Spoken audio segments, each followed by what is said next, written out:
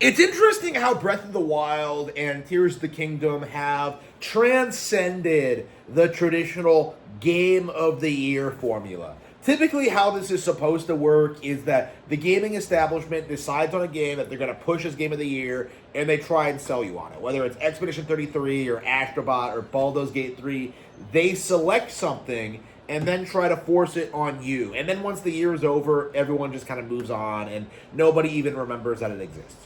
Occasionally, however, we get games, almost always from Nintendo consoles, that are the best games that are released that year, but are completely downplayed by the gaming establishment at the time. And then as time goes on, we see a huge surge of interest and relevancy because they're simply better than not only the games that they launched alongside, but the games that are coming out now as well.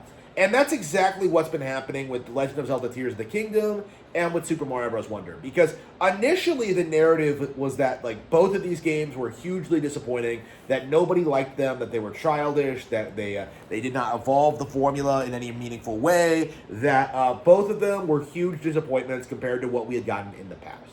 And obviously that wasn't true. I told you that wasn't true on this channel, but at the time, the gaming industry chose to rally behind Baldur's Gate 3 and push that as Game of the Year. And everyone came out and said, it's not going to work, it's not going to happen, it's not going to be Game of the Year. And they give Baldur's Gate 3 what essentially turned out to be an empty Game of the Year award.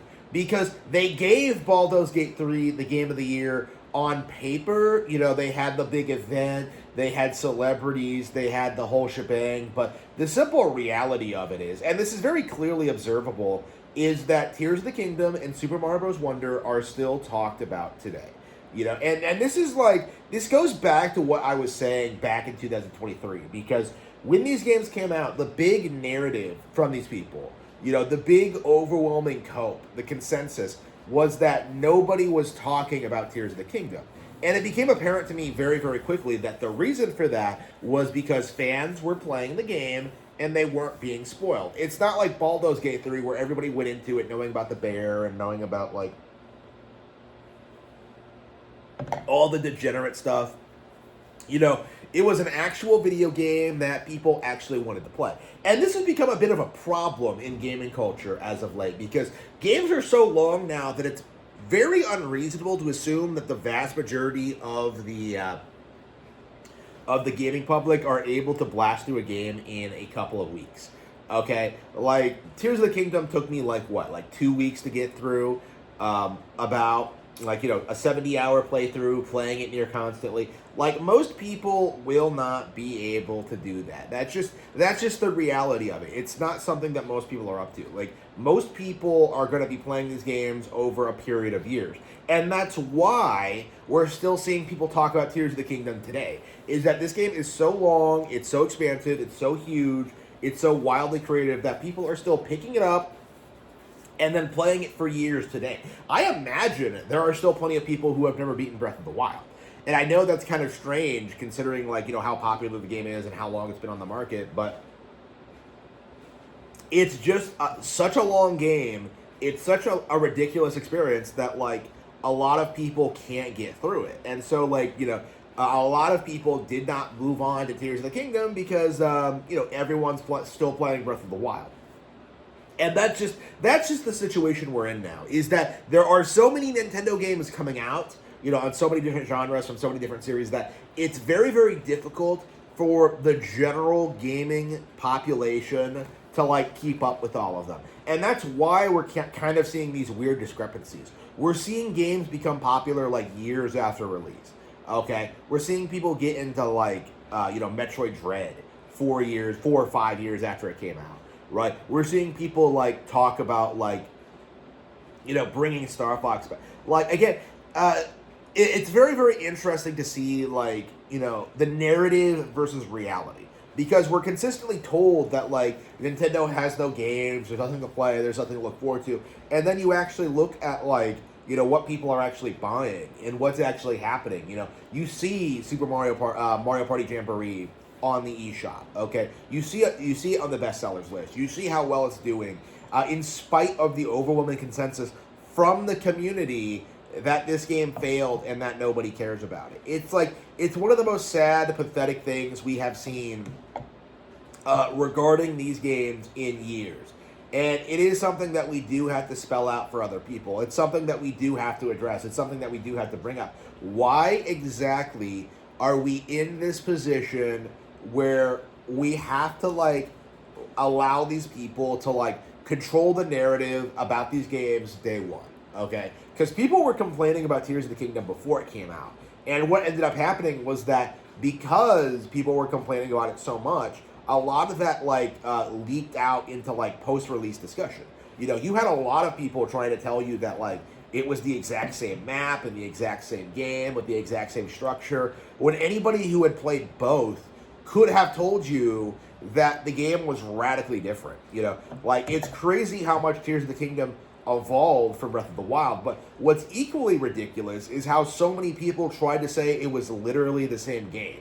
All the while, they ate up nonsense like God of War Ragnarok or Horizon Forbidden West. You know, we saw that happen. That was like a real thing that seriously happened in this community. And it's something that we do have to, like, reject going forward. It's something that we do need to, like, call out and address and just, like, reject like, wholeheartedly. Is just the simple fact of the matter is, we are seeing situations in games like this. They are coming out, they are becoming hugely successful, they're selling a ton of copies, they're getting these record-breaking review scores, and, like, nobody cares. Because, like, the narrative is to downplay this game no matter what. The narrative is to raise up the chosen Game of the Year contender no matter the cost, and to, like, aggressively downplay everything else. And that's exactly what happened in 2023, is that Baldur's Gate 3 was glazed, it was worshipped, and what ended up happening was that Tears of the Kingdom and Super Mario Bros. Wonder outperformed it anyway. And, you know, here we are with the Switch 2, Nintendo's outdone themselves with games like Mario Kart World, which I'm sure is going to outsell Baldur's Gate by the end of the year. You know, we're seeing games like... like Donkey Kong Bonanza, we're seeing games like Pokemon Legends EA, like Pokepia, and, like, you know, meanwhile, Larian announces their new project, and not a single person cares, because it's not adjacent to D&D. You know, that's just the reality of it, is that the entire reason that Baldur's Gate was worshipped the way it was, you know, a D&D game, it's no longer applicable. You know, like, a lot of people are not going to be into Baldur's Gate going forward. That's just the simple reality of it. That's what we're seeing from this community. That's what we have seen from these people, and it's something that we do need to, like, start spelling out to people. This is something that, like, we do need to say, is just, like, I'm sick and tired of seeing, like, non-players try and, like, downplay Nintendo games out of a desperate attempt to, like, prop up something else. And this happens in all sorts of ways, shapes, and forms. You know, you're seeing Sonic fans, like, try and say that, like, the Sonic movies are better than the Mario ones, like, for example. And that's obviously a cope, but, like, the simple fact of the matter is, this isn't something that we should allow to happen. It's just my mindset at this point. Like, this is something that needs to have, like, a more immediate backlash to it. You know, we need to, like, start spurging out about this stuff more, because this stuff really matters, and I think is a big reason why a lot of people don't understand just how much bigger Nintendo is than Disney, Star Wars, or Marvel at this point. Like, that's just the reality, is that because of these people, Nintendo's success is just not understood in the mainstream, and it is high time we put an end to this.